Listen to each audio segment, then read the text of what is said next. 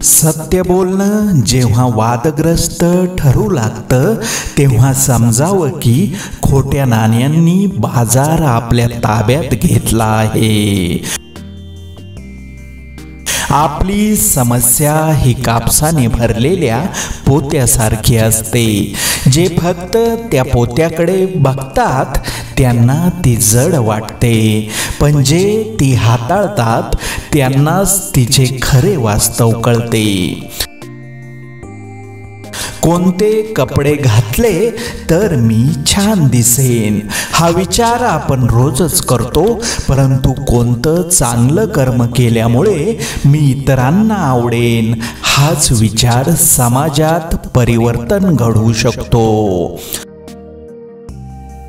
कोणताही दागिना ज्याप्रमाणे आपल्या सौंदर्यात भर घालत असतो त्याचप्रमाणे उत्तम विचारांची माणसे सोबत असतील तर ती आपल्या विचारांच्या सौंदर्याची उंची वाढवत असतात.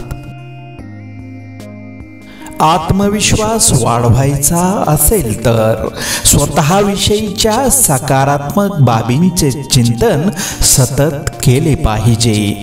घर्षण केल्याशिवाय रत्न उजळत नाही, त्याचप्रमाणे सातत्याने प्रयत्न केल्याशिवाय व्यक्ती कुशल होत नाही. सराव तुम्हाला बळकट बनवतो, दुःख तुम्हाला माणूस बनवते, अपयश तुम्हाला विनम्रता शिकवते, यश तुमच्या व्यक्तिमत्वाला चमक देते, परंतु फक्त विश्वासच तुम्हाला पुढे चालण्याची प्रेरणा देत असतो. गरज संपली की विचारांना डावलणारी माणसं स्वार्थासाठी जवळ येतात, परंतु विचारांशी बांधलेली माणसं निस्वार्थीपणे संकटात सुद्धा जवळ येतात. स्तुतीत लपलेलं खोटं आणि टीकेत लपलेलं सत्य ज्याला कळलं त्याला चांगल्या आणि वाईटाची ओळख आपोआप समजते.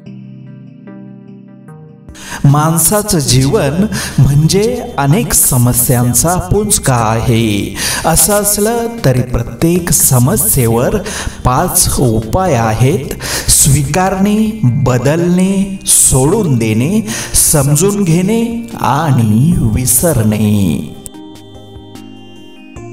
स्वतःला तेवढेच वाहून घ्यायचं जेवढं समोरचा सांभाळू शकेल, कारण निस्वार्थीपणे जीवाची ओढाताण करून केलेलं समर्पण आजकाल पचत नाही कोणाला. ज्यांना आपले विचार पटत नसतील त्यांना प्रत्युत्तर देत बसू नका. एकतर त्यांना मार्ग द्या अथवा आपला मार्ग बदला.